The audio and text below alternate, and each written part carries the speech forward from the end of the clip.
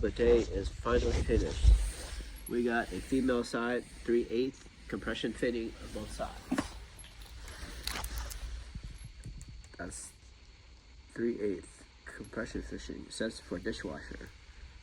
B120 DWF. So you can see we made an L shape over here.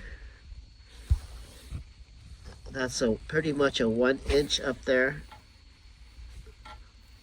to 3/4, and the some adapters from 3/4 to 1/2 inch, and then from 1/2 inch to 3/8.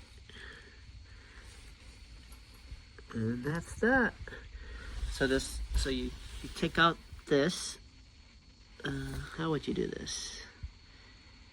This will go up as a whole unit and come down as a whole unit. So this is, yeah, it will come up and come down as a whole unit, and then this one will go to the wall. Bidet P770. 2020, so it's 5 years old. P770.